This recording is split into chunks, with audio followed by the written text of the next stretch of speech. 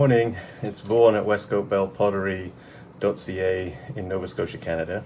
I'm in my new position for the summer demonstrating.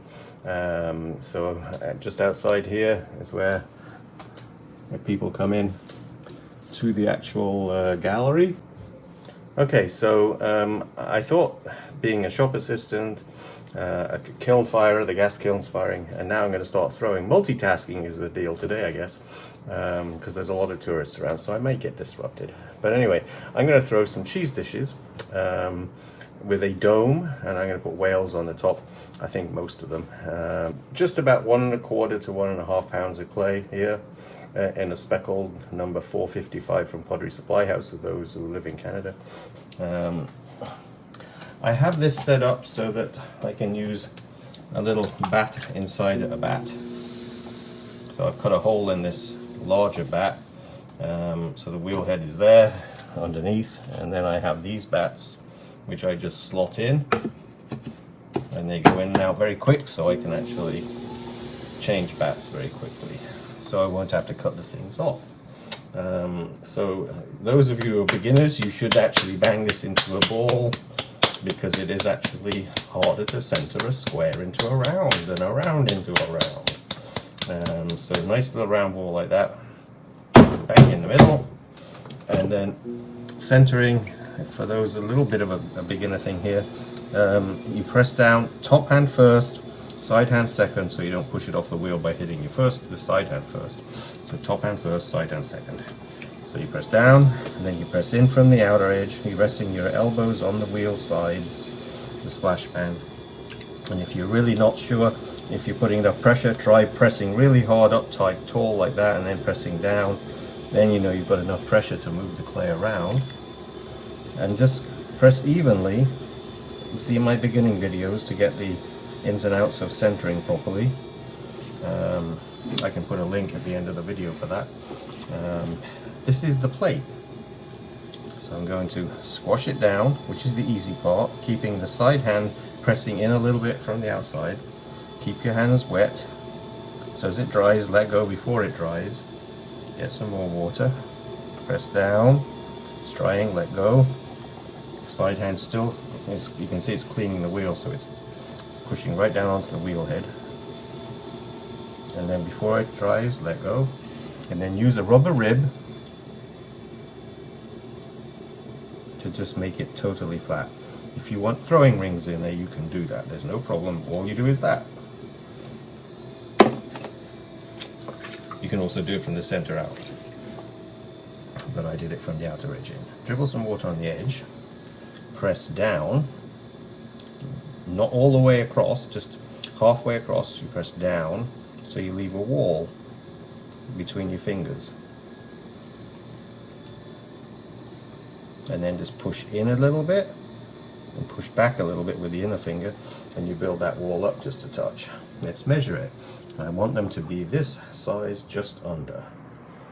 So that is just about perfect. I can tell from putting this here that my dome will fit over the top easily. So I'm going to leave it like that. That was perfect. Doing it by eye is easy after you've thrown hundreds. There we go. You can see the nice spiral there. It's cleaned up the inside and the outside. Dribble a little water on the outer edge now. Take this rib, angle it so that it's actually got the curve edge towards you, and push it in. So it's sliding that sharper edge underneath the slab of clay, so until you feel like you've hit where the wall is, and then you put your finger on the inside and you press out across the rib like that, and you build yourself a nice shallow gutter that the actual bowl, when it's upside down, will fit into, and then dry it out, because that's your plate for the actual cheese dome.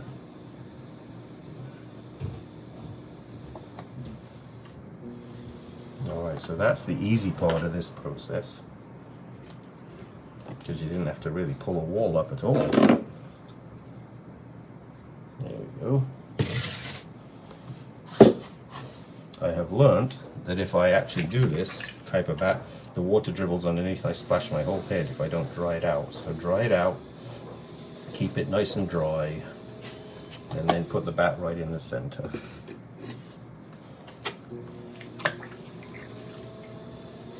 It's easy to make one of these. You just get a bunch of the small circles and a big bat.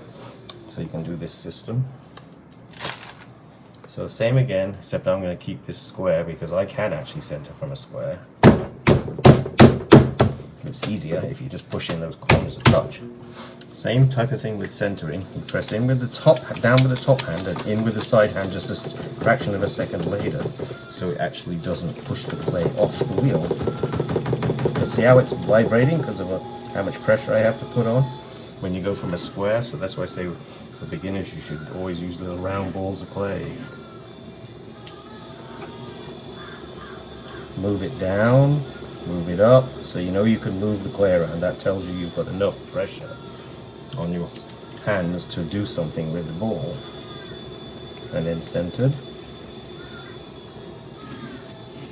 See, that's clean because this hand was resting right there on the bat, so I wasn't going to let any clay escape underneath my hand, because that's as a beginner's mistake.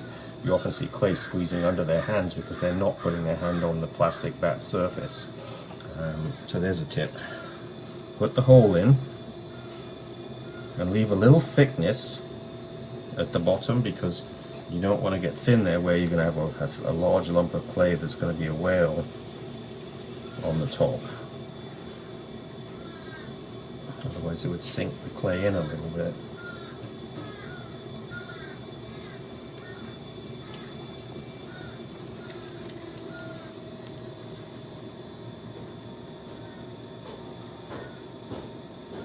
Now it was drying out, so I took my hands off a little early. Don't narrow it too much yet.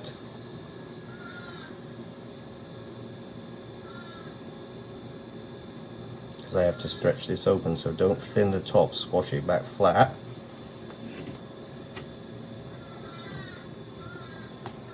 Now I'm going to push my fingers in a little bit more. And then I'm going to squeeze together fingertips inside and out to pull a wall and make it wider.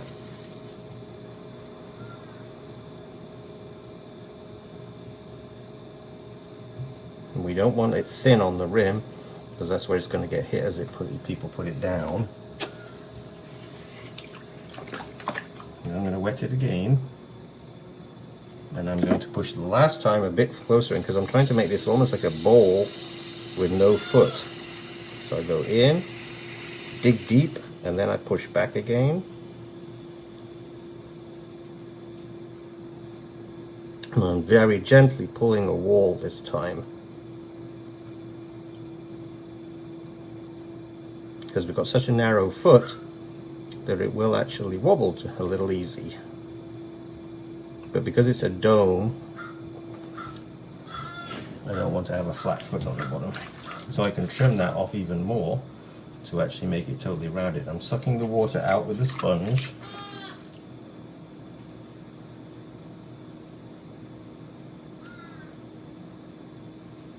Pull the sponge over the rim. You can use a leather there if you want to, but with such smooth clays that I throw, you don't have any grip to really pull to the surface anyway. Now, this is the silver rib that comes in most toolkits. I just took the water out of the center and dragged it up the sponge up the brim, so it's very evenly moist all the way up now. So I shook extra water off my hand, and now I put the rib in, and this is simply to drag the water off the surface and possibly shape it a little bit. And then I'm going to measure it.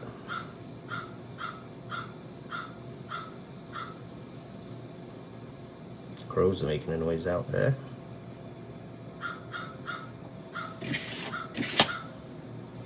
Okay, how accurate was I?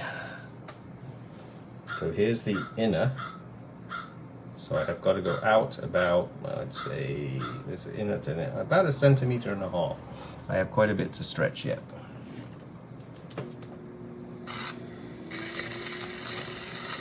And just get a bit more water off. And then here I'm going to push out now, so 2 inches down, I start pushing out.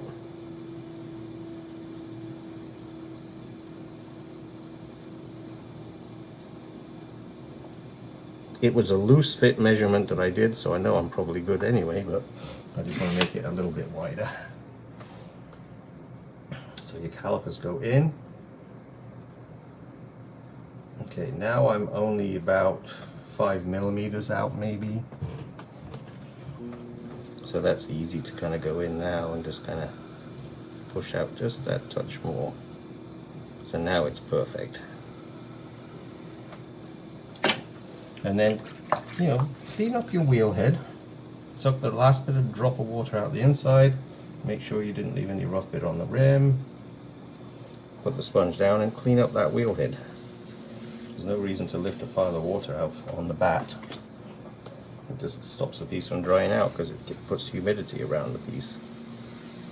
There we go. And I did that because I don't need to cut them off, because remember I have a bat within a bat system here, so I can simply pull it up like that. And you can see it's fairly narrow at the bottom, so I will trim that to a perfect round dome and put a whale on there. Okay, now I'm actually going to make the whales, and so you use a tiny little piece of clay, and basically you just have to make a coil that's kind of fat at one end and roll it so it's a bit thinner at the other end, and I put a little spine down the back of the whale. Okay, now I'm going to cut through these balls to turn them upside down. They're still a little bit soft. And this is the harp that I used to cut, and you could make one of these out of a piece of rebar and a guitar string, so it's not hard to make those. Makes it so you can cut through with one hand, basically.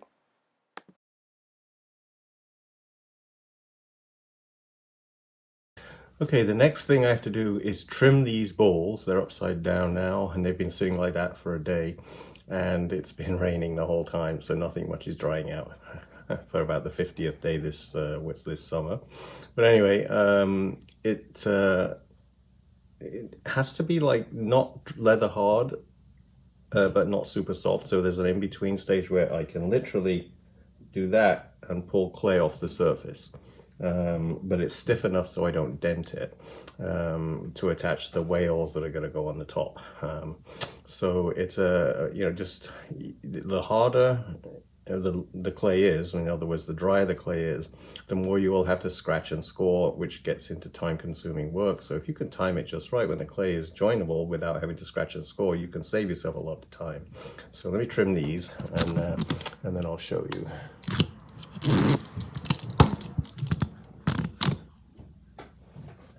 So this is a giffing grip, obviously. You can leave a little ridge if you want to have like a little plinth for the whale to sit on, or you can actually take it to a complete dome. That's your personal choice. And this is one of those handle tools that I bought a while back, and I use them for trimming. I don't know who made this one actually, but so I'm going to leave a little plinth on this one. In other words, just a little, 1/8 of an inch place for the whale to sit on top. And I don't need to trim that much at all, just smoothing it off is enough. And that's all you have to do to them. You can completely trim that off, so it's just a round dome. That's also fine, and that's acceptable. I also decided to chatter these balls because it will look a little bit like a wave kind of pattern. So I'm going to use this tool. Try the medium speed.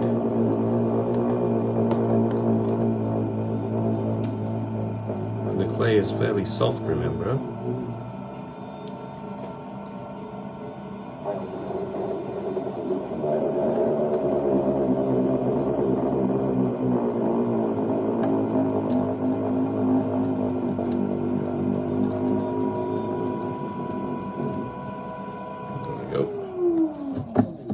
Yeah, that looks pretty good. That'll help with the feeling of the ocean with the whales.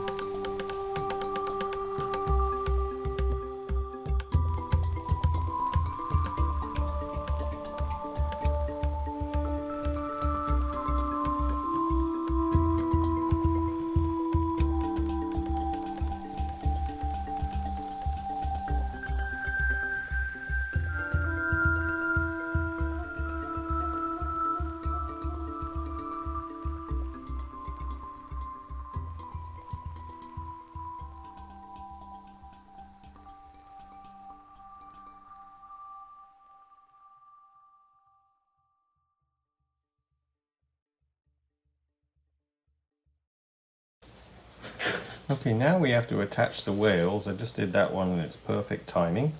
So all I do is I just take a little multi-pin tool and just kind of roughen up that center area there. Add a little touch of water, not much, just to make sure there's some slip on the surface. Take one of the whales I made yesterday. I have 13 of these. This took a long time. And then kind of take a look at it, see how it's best going to look on the piece, whether it be better like that, or I think this one's going to be in the middle. And then I just scratch. These are a little firmer because they were made yesterday and they were sitting out even though it's humid. So I'm just basically creating a little slip on the surface. The clay is not leather hard, that's for sure. And then you've got something to stick to that bit that you just wet there. Place it, but don't stick it. Make sure it looks good. And then just backwards and forwards. You can almost rotate your fingers like that a little bit. So that's why I leave a little thicker with these pieces, so that I can actually put pressure down without it releasing. And that's it. That's how you attach a whale on top of these. The chattering looks really good. If the glaze is the turquoise one, it will show up that really nicely, or even the light blue that I have. So once again, it's basically just a little scoring. I've already wet the center of that other one. A little bit of water in there, just to create a little bit of slip.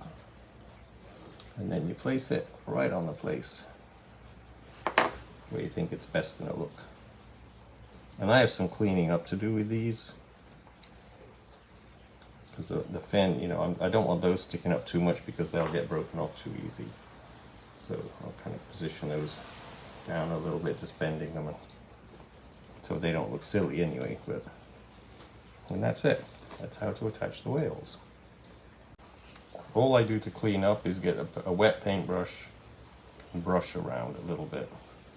Like the fin, I don't want them sticking up too much, so I can fold it down so it becomes almost touching the piece. That way they won't break off too easily. When people pick these, they use their hand like that, so it's easy not to pick without touching those. It's a matter of just placing them so that they look like they're naturally on the whale. You don't want it to just look weird. But the tip of it, I would definitely press down, just because that is thin.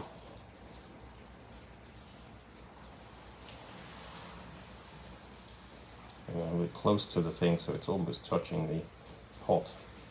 Take a look at the mouth now. We've done a little bit of the texturing on the actual whale there, so.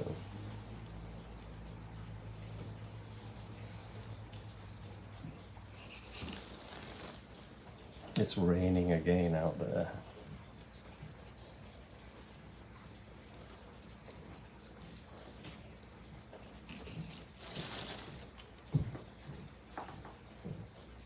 Anyway, you get the idea.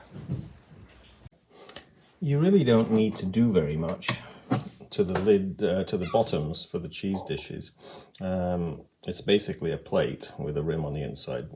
And the top and the inside is a little bit taller than the actual rim on this one. Sometimes they're even, sometimes the rim might be a bit taller. But anyway, you turn it upside down. If you've got a Giffen grip, you do that. If you don't have a Giffen grip, just shove some pieces of clay down to hold the piece in place. Yes, we have power. And then all I do is just knock off and put a little foot on it.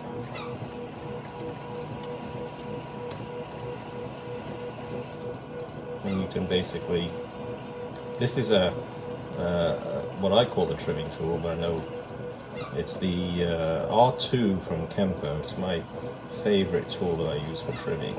It does for like detail little bits, but they wear out really fast. So I usually buy 10 of these at a time, because it's just a little piece of scrap metal, and especially using the grittier clays, they can really wear out fast. And that's it. And if you don't want to scratch the Chippendale, you use your rock to smooth out the clay bottom.